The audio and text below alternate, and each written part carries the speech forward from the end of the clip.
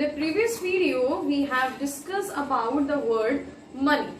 That what is the definition of the word money, how it came into discovery, why it's a modern discovery known as, what was there before money was not there in the economy. Now today we are going to study about a new concept, that is money supply. Now why we are studying about this concept? Because there is lots of money which is going all around in our economy in a circulation, right? As we have studied in the first chapter, circular flow of money. We have seen how the income of one person becomes the expenditure of another, or how the expenditure of one person becomes the income of another person. So because there is circulation of money all over in the economy, so our RBI wants to know about that what is the proportion that is held by the public in the economy. RBI ये पता करना चाहती है कि भाई लोगों के पास actually में पैसा है कितना इकोनॉमी के अंदर. So from there came the concept of money supply. So very easy definition is there. It refers to total volume of money held by the public, right? That means how much money is there available with the public. That is going to be quantified under money supply. Now see here, what does public here means? Public here signifies the money using sector. Why I have written money using sector? What is money using sector? These are individual and business firms. Yes, households are requiring money time to time, firms are requiring that, and again in the circulation flow of income we have seen that the household and the business firms are utilizing the money, right? But very important thing that you have to remember, it does not include money creating sector. बेटा ये बात बहुत ज्यादा अच्छे से याद रखनी है मनी सप्लाई के कॉन्सेप्ट में कि मनी यूजिंग सेक्टर्स का पैसा हम केवल काउंट करेंगे मनी सप्लाई में. हम किसी भी ऐसे सेक्टर्स को यहाँ पर काउंट नहीं करते जो मनी क्रिएटिंग सेक्टर्स में आते हैं. मनी क्रिएटिंग का यहाँ पर क्या मतलब, what is the meaning? Money creating sectors means which are not actually circulating the money. ठीक है, जिनका मनी डायरेक्ट सर्कुलेशन में नहीं आता है. ठीक, जैसे बैंक्स हैं तो बैंक्स इंडिविजुअल्स को पैसा देती हैं, मतलब हाउस होल्ड्स को इनकम देती हैं, या फिर बिजनेस फर्म्स को लोन्स देती हैं. तो एक्चुअल सर्कुलेशन में कहाँ से पैसा आता है? ईदर फ्रॉम हाउस होल्ड और ईदर फ्रॉम बिजनेस फर्म्स. लेकिन इनडायरेक्टली आप कह सकते हो कि लोन्स के जरिए से ये पैसा सर्कुलेट बैंक्स करती हैं. लेकिन वर्ड क्या आया? इनडायरेक्ट. लेकिन हम यहाँ पर क्या बात करेंगे? अगर हम मनी यूजिंग सेक्टर्स बोलते हैं तो हम बोलेंगे the sectors whose money is directly coming into circulation in the economy. ठीक है, तो ये बात बहुत ज्यादा अच्छे से याद रखनी है कि we are just going to include those sectors which are utilizing the money. We are not going to include those sectors which are creating money in the economy, and that is your government and your banks. Clear? So first thing, it should be very clear that money held by the public. So it can be a question of 1 marks कि public signifies. MCQ can be there. Does it signifies money using sector? It signifies money creating sector. तो क्या टिक करोगे? Money using sector. ठीक है, या फिर वो ये बोल सकते हैं कि money supply includes the money of government and banks और इंडिविजुअल्स एंड फर्म्स. तो आप किसको टिक करोगे? Individuals and firms. So this should be very specified in your mind. Okay, even from the same definition you can even remember the features of money supply. तो बेटा पहले definition देखते हैं दोबारा से. It is the total volume of money held by the public. I think now you understood what does public means here. At a particular point of time. First chapter याद करो, particular point of time. अगर first chapter नहीं याद है तो revision करना है दोबारा से. Particular point of time, which concept? Stock concept. Clear? Stock concept में क्या बोला गया था, that we are going to measure the concept at a particular point of time. So what are the two features that you are going to capture from the definition? First feature of money supply will be that it is the total volume of money held by whom? Held by the public. Clear? And the second feature, it is which concept? It is a stock concept. Clear? So this is the meaning of the word money supply, and because 1 marks question will be surely there from money chapter, so please do remember, it can be something which is good enough to remember, that it signifies, public signifies whom? Money creating sector or using sector. I think now you have understood that what is the difference between money using sector and money creating sector. Now we are going to discuss the measures of money supply. So basically there are 4 measures of money supply. And who is using these measures? These measures are being used by RBI so that they can make a differentiation of the money that is held by the public. भाई RBI क्या करेगी? RBI इन चारों measures की मदद से different categories बनाती है कि these categories are going to tell RBI that how the actual money is held by the public. यानी कि कैटेगरीज कह सकते हो आप, कैटेगरीज बनाती है अलग अलग, जिससे आरबीआई को अलग अलग तरीके से पता लग सके कि भाई लोगों के पास एक्चुअल में कहां पर और किस तरीके से पैसा इकोनॉमी के अंदर है. ठीक है. So these measures are for M1, M2, M3 and M4. Clear? कितने मेजर्स हैं? There are 4 measures, M1, M2, M3 and M4. Now first we are going to discuss the measures one by one. See M1. Why I have written transaction money?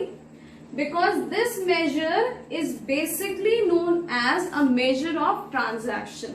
यानी कि M1 के अंदर जितने भी components आते हैं उनकी मदद से हम transactions करते हैं. बेटा transactions का मतलब normal day to day working, जो हम sale, purchase ये सारे जो चीजें करते हैं या एक्सपेंडिचर्स करते हैं, तो ट्रांजैक्शन में मनी जो चलता है वो बेसिकली किस मेजर के अंदर आता है? M1. और इसीलिए याद रखना है क्योंकि ये ट्रांजैक्शन मनी भी है, इसलिए M1 is highly liquid in nature. Liquidity, liquid word accountancy में पढ़ा होगा. हाईली लिक्विड मतलब जो बहुत जल्दी पैसे में कन्वर्ट हो सकता है या जो बहुत जल्दी अवेलेबल है आपके पास. ठीक है. तो अब देखो क्या क्या चीजें आएंगी इसके अंदर. First thing is currency and coins with public. So obviously पैसा आपके हाथ में है, हाईली लिक्विड, क्योंकि आप उससे इमीडिएटली पेमेंट्स कर सकते हो या immediately you can make the purchasing. So first component is currency and coins with public.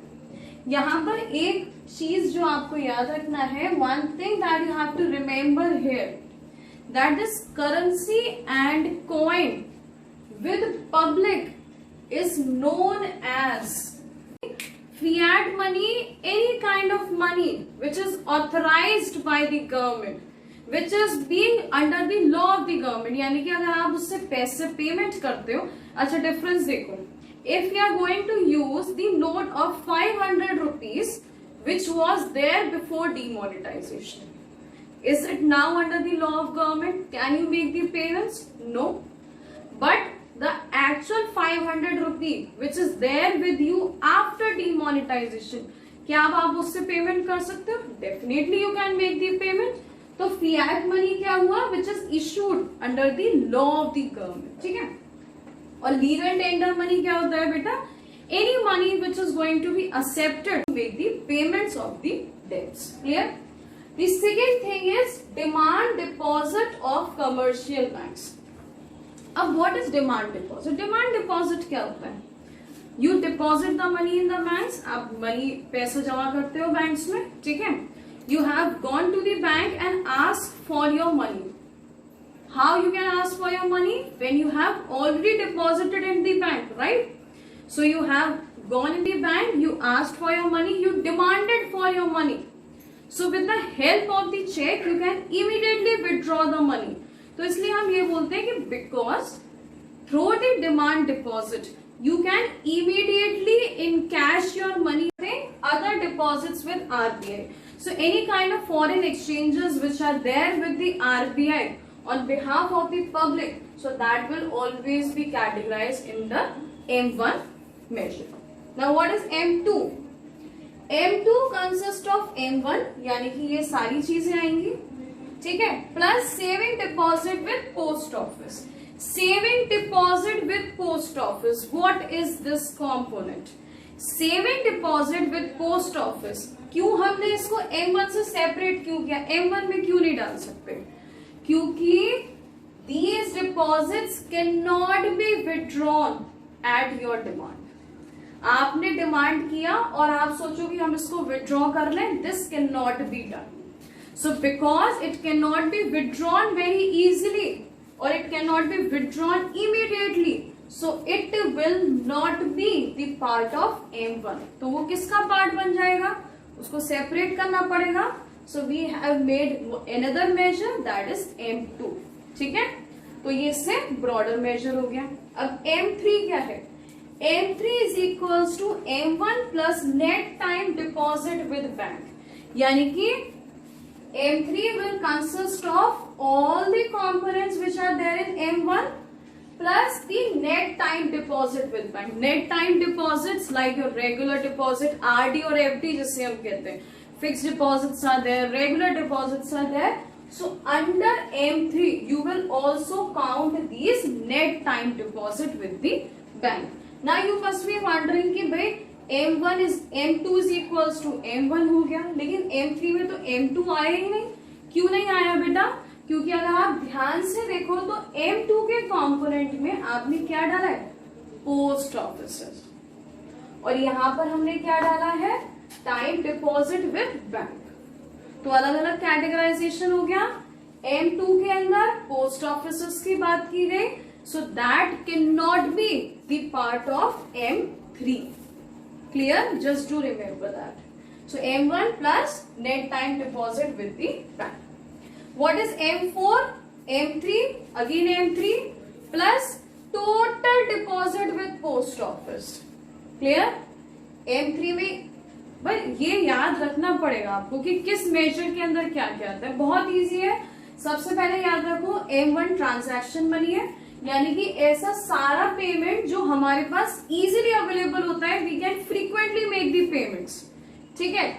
M2 में फ्रीक्वेंट पेमेंट्स नहीं कर सकते, correct, and it also includes the money which is there in the post offices.